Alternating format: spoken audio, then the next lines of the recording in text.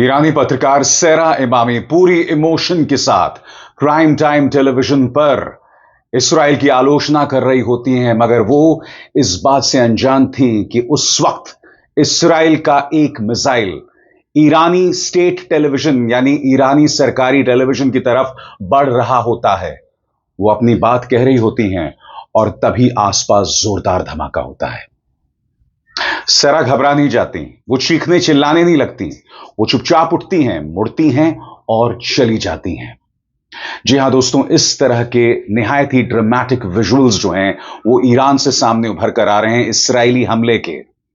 और बात यहां नहीं रुक रही, मैं आपको दिखाने वाला हूं वो तस्वीरें जिसके अंतर्गत इसराइली मिसाइलें एक दूसरे से भिड़ गई हैं। जी हां, और हम इस बात की पुष्टि भी करने की कोशिश करेंगे कि क्या ये बात सही है। मगर सबसे पहले सेरा इमामी की दास्तान। वो प्राइम टाइम टेलीविजन कर रही होती हैं और फिर अचानक एक मिसाइल लगता है। उसके बाद क्या होता है आप खुद देखिए। صدای متجاوز به خاک وطن، صدای متجاوز به صدای حق و حقیقت است. آنچه که ملاحظه کردید، صدایی که شنیدید، فضای غبارآلود استودیو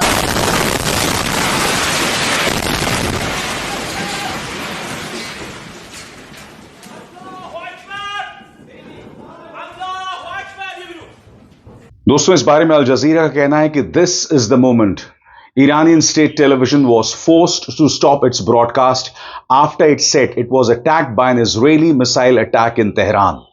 मैं आपको बतलाना चाहता हूं कि जैसे ही धमाका होता है उनका प्रसारण रुक जाता है, मगर ईरान के कई पत्रकारों का दावा है कि 5 मिनट बाद वो ब्रॉडकास्ट फिर से शुरू हो जाता है और सेरा इमामी दोबारा स्क्रीन पर आ जाती हैं। इस बात की इंडिपेंडेंट पुष्टि नहीं हो पाई है, मगर मैं आपको एक रिपोर्टर की रिपोर्ट दिखाना चाहता हूं, ईरानी रिपोर्टर की एक रिपोर्ट। और इत्तेफाकन ये रिपोर्ट वो ग्लास बिल्डिंग के सामने से कर रहे हैं, वो ग्लास बिल्डिंग जहां पर ईरानी स्टेट टेलीविजन का दफ्तर था। देखिए ये पत्रकार क्या कह रहा है। من نمیدونم چند تا از همکارام داخل بودن. من طبقه اول بودم بمباران شد. نمیدونم چند تا از همکارام شهید شدن. نمیدونم چند نفر مجروح شدن. گفته بودن تخلیه کنیم منطقه اسرائیل، اما همه تا آخرین لحظه وایسن تا تصویر اقتدار ایران رو به جهان نشون بدن، چیزی که رژیم صهیونیستی نمیخواد. این ثمره نخواستنش. فکر کرده سازمان صدا و سیما رو بزنه چی میشه؟ بدترش رو میبینید. और जैसे कि आप स्पुतनिक एजेंसी की इस तस्वीर में, इस वीडियो में देख रहे हैं कि बुरी तरह से उस बिल्डिंग में आग लगी हुई है। स्पुतनिक टेलीविजन कहता है footage of Israeli attack on Iranian broadcast channel. Sputnik correspondent confirms that the explosion hit the heart of the broadcasters office with smoke billowing from the site. The blast was so powerful that its sound was heard kilometers away. Meanwhile, multiple explosions are reported across Tehran. जी हाँ, यहां Sputnik बता रहा है कि Tehran में कई जगह जोरदार धमाके हो रहे हैं और जैसा कि ये तस्वीर इस बात की बांगी है कि धुआं उठ रहा है वहां से जहां पर ये धमाका हुआ। सेरा जब ये समाचार पढ़ रही थी और ये धमाका होता है और वो उठकर वापस जाने लगती हैं, उसके बाद कई ईरानी एजेंसीज ये दावा कर रही हैं कि सेरा उसके बाद आई, 5 मिनट बाद उन्होंने जो है समाचार पढ़ने शुरू कर दिए एक एक्सपर्ट के साथ। सबसे पहली बात, इस बात की पुष्टि नहीं की जा सकती कि ये जो फुटेज है ये 5 मिनट बाद का है, क्योंकि आपने देखा था कि किस तरह से पूरा जो स्टूडियो था वो नेस्तनाबूद हो गया, वो तबाह हो गया। जैसे ही धमाका होता है, सेरा के आसपास का जो सेट होता है वो टूट जाता है। लिहाजा ये कहना सही नहीं होगा कि ये 5 मिनट बाद की तस्वीर या 5 मिनट बाद का वीडियो था। मैंने खुद जानकारी जुटाई कि क्या वाकई सेरा 5 मिनट बाद आ गई थी, और जो जानकारी मैंने जुटाई है उस आधार पर क्या कहा जा सकता है, आइए सुनते हैं। 16 जून 2025 को इसराइल की एयरफोर्स ने तेहरान में ईरान के स्टेट ब्रॉडकास्टर IRIB के मुख्यालय पर बमबारी की। यह हमला तब हुआ जब IRIB के एक एंकर सेरा लाइव ऑन एयर थी और इसराइल की आलोचना कर रही थी। धमाके के बाद एंकर को स्टूडियो छोड़कर भागना पड़ा और लाइव ब्रॉडकास्ट अचानक बंद हो गया। इस हमले की वीडियो तेजी से ऑनलाइन वायरल हो गई, जिसमें स्टूडियो में अफरा तफरी दिख रही है। हमले से पहले इस्राएल ने इलाके से लोगों को निकलने की चेतावनी दी थी और आईआरआईबी को प्रोपेगेंडा का जरिया बताते हुए कहा था कि यह जल्द ही खत्म हो जाएगा। बिल्डिंग में आग लग गई और आईआरआईबी के कर्मचारियों के घायल होने की खबरें भी आई हैं। यह ब्रॉडकास्ट आखिर कब शुरू हुआ? हमले के बाद आईआरआईबी का लाइव ब्रॉडकास्ट तुरंत बंद हो गया और इसके बजाय रिकॉर्डेड प्रोग्राम दिखाए जाने लगे, यानी कि जो पहले से ही तय कार्यक्रम थे या पहले से रिकॉर्डेड कार्यक्रम था उन्हें दोबारा दिखाया जाने लगा। अभी तक यह साफ नहीं है कि आईआरआईबी ने अपने मुख्य स्टूडियो से लाइव ब्रॉडकास्ट कब फिर से शुरू किया, लेकिन ईरानी मीडिया ने बैकअप सुविधाओं और रिकॉर्डेड सामग्री का इस्तेमाल करके जल्द ही कंटेंट दिखाना शुरू कर दिया। मुख्य आईआरआईबी मुख्यालय से पूरी तरह से सामान्य कामकाज अभी तक पूरी तरह बहाल नहीं हुआ है।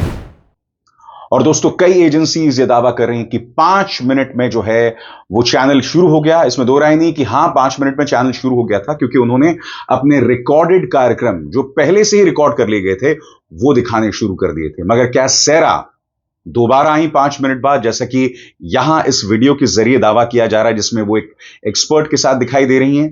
यह जो दावा है इसकी पुष्टि कतई नहीं की जा सकती। मगर हां दोस्तों, पिछले 12 घंटे इस्राएल और ईरान में संघर्ष बहुत तेजी से आगे बढ़ गया है। इस्राएल तेहरान के कई ठिकानों पर हमला कर रहा है और दूसरी तरफ इस्राएल की जो अपनी रक्षा नीति है वो बुरी तरह से एक्सपोज हो रही है। और आज मैं बाकायदा सबूतों के साथ वो आपके सामने पेश कर रहा हूं। दुनिया अब एक निहायत ही खतरनाक मोड़ की तरफ बढ़ रही है और आप और हम कल्पना भी नहीं कर सकते हैं कि यह पूरा मामला किस तरफ बढ़ रहा है। सबसे पहले दोस्तों, यह वीडियो मैं आपको दिखाना चाहता हूं। इस वीडियो में यह दावा किया जा रहा है कि किस तरह से आईडीएफ की मिसाइल जो है वो परवान चढ़ती है, वो उड़ान भरती है और फिर एक दूसरे से जाके टकरा जाती है। यानी कि इस्राएली मिसाइलें इस वीडियो के हिसाब से एक दूसरे से भिड़ रही हैं। क्या यह बात सही है? क्या यह ईरानी तकनीक की वजह से हो रहा है? दिलचस्प बात यह है कि इस वीडियो को सिरे से खारिज भी नहीं किया गया है। सही सुना आपने। इस वीडियो में आप देख रहे हैं कि किस तरह से इस्राएली मिसाइलें एक दूसरे से भिड़ रही हैं, वो उड़ान भरती हैं और फिर एक दूसरे से भिड़ जाती हैं। इस वीडियो को अब तक किसी पश्चिमी एजेंसी ने, यहां तक कि इस्राएल ने भी नहीं नकारा है। इस बारे में क्या जानकारी मिल रही है, इस पर गौर किया जाए। ईरान की सरकारी मीडिया और प्रेस टेलीविजन ने दावा किया है कि हाल ही में मिसाइल हमलों के दौरान ईरान ने नए इलेक्ट्रॉनिक वॉरफेयर तकनीक इस्तेमाल की, जिससे इस्राएल की एयर डिफेंस सिस्टम गड़बड़ हो गई और वो एक दूसरे को ही निशाना बनाने लगी। ईरानी रेवोल्यूशनरी गार्ड ने कहा कि उनकी ये नई तकनीक इस्राएल की सुरक्षा प्रणाली को इतना कंफ्यूज कर गई कि उनके मिसाइल सिस्टम एक दूसरे पर ही फायर करने लगे। कुछ वीडियो भी सोशल मीडिया पर वायरल हुए हैं जिनमें दिख रहा है कि इस्राएली मिसाइलें वापस अपने ही इलाके में फट रही हैं और इसे ईरान की इन तकनीकों से जोड़ा जा रहा है। लेकिन इस दावे की अभी कोई बाहरी या स्वतंत्र जांच पड़ताल नहीं हुई है और इस्राएल की तरफ से भी इसे कंफर्म नहीं किया गया है।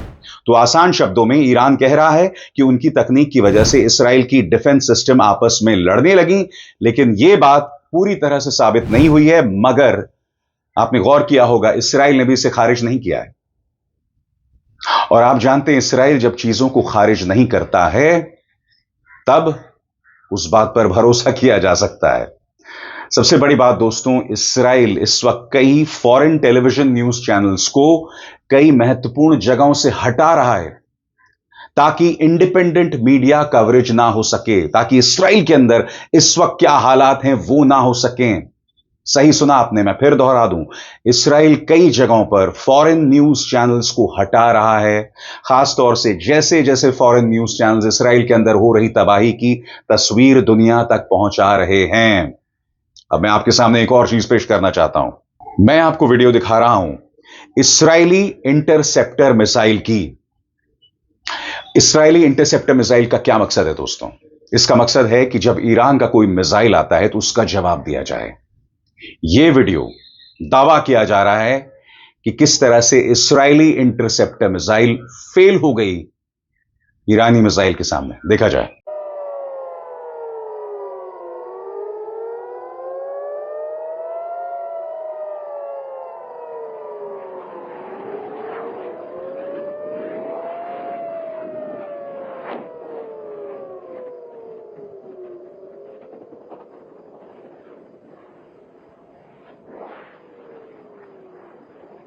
और आगे बढ़ने से पहले एक जरूरी संदेश। मेरे कार्यक्रमों के लिए आप नोटिफिकेशन का इंतजार मत कीजिए, मेरे चैनल में जाइए और खुद जाकर कार्यक्रम देखिए और रहिए अपडेटेड। और हां, ज्वाइन कीजिए मेरा चैनल, देखिए यह जरूरी संदेश।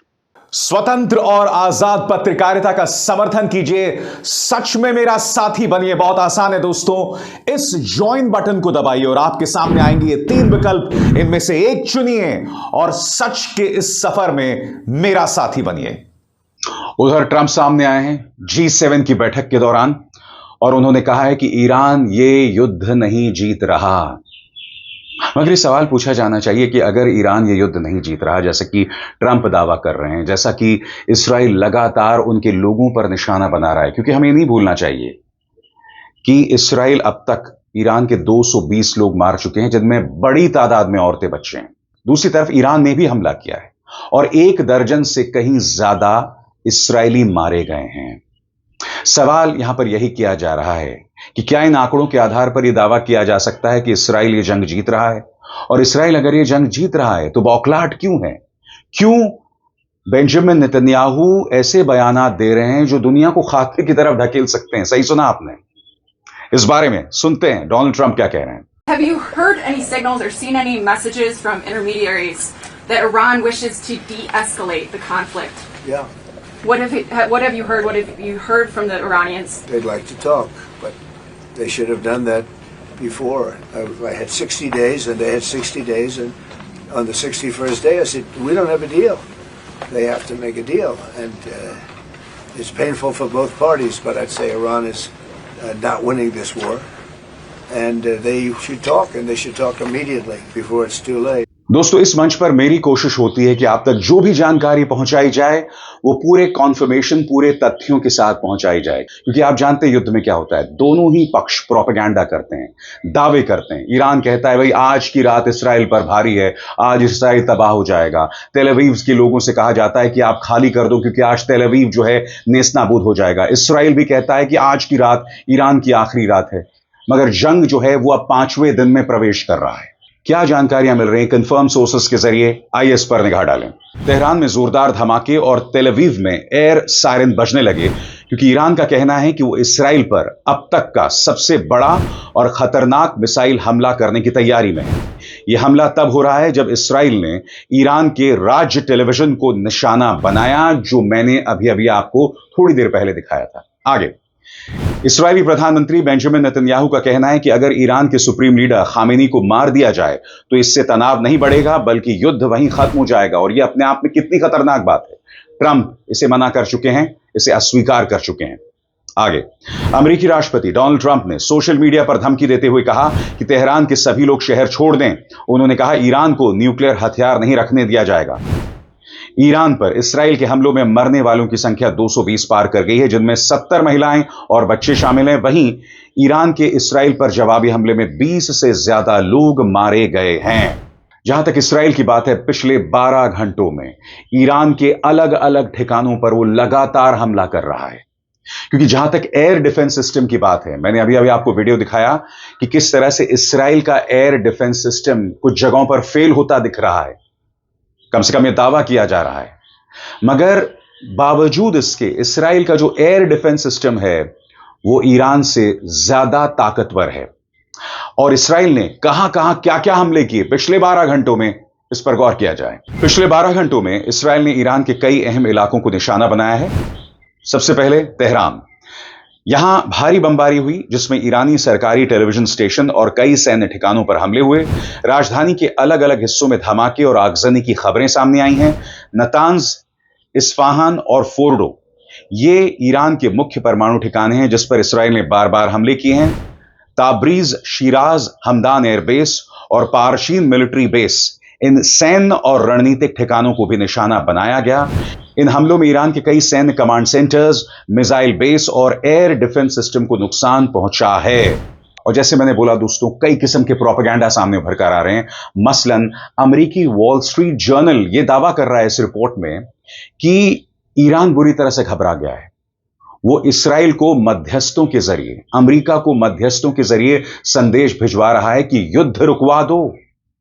वॉल स्ट्रीट जर्नल यह दावा कर रहा है, मगर अल जजीरा के पत्रकार अली हाशिम कुछ और ही कह रहे हैं। मैं पढ़ के सुनाना चाहता हूं वो क्या कह रहे हैं और फिर मैं उसका हिंदी में अनुवाद करूंगा। Two sources, one senior Iranian official and a well-informed regional diplomat, denied to me categorically that any Iranian signal to end hostilities. The Iranian official told me Israel started the war, not Iran. There was no message sent in this regard. यहां अली हाशिम ने ईरानी सरकार के 2 अधिकारियों से बात की। उन्होंने कहा जंग इसराइल ने शुरू की, हमने शुरू नहीं की। जंग इसराइल ने शुरू की, हम खत्म करेंगे। हमने ऐसा कोई संदेश ना अमेरिका को भेजा है ना इसराइल को भेजा है। यह ईरान का दावा है। अब तक ईरान ने ऐसा कोई संदेश, कोई संकेत नहीं दिया है कि वो डर गया है, वो घबरा गया है। मगर हां, उसे नुकसान जरूर हो रहा है, जैसा कि हम लगातार देख रहे हैं। उसके टॉप मिलिट्री कमांडर्स मारे गए हैं, उसके टॉप परमाणु वैज्ञानिक मारे गए हैं, 220 लोग मारे गए हैं, जिनमें 70 महिलाएं हैं। जाहिर सी बात है कि इसराइल चाहे जितने भी दावे कर ले, वो ईरान के अंदर बेकसूरों को मार रहा है। मगर ये तो इसराइल है दोस्तों। गजा में इन्होंने 60,000 लोगों को मौत के घाट उतार दिया, जिनमें अधिकतर औरतें और बच्चे थे। मगर यकीनन हालात निहायत ही चिंताजनक स्तर पर पहुंच गए हैं। हालात बद से बदतर होते जा रहे हैं और अफसोस की बात है कि जिन पर यह जिम्मेदारी है इस पर कंट्रोल करने की, उनका खुद का दिमाग फिरा हुआ है। अभिसार शर्मा को दीजिए इजाजत। नमस्कार।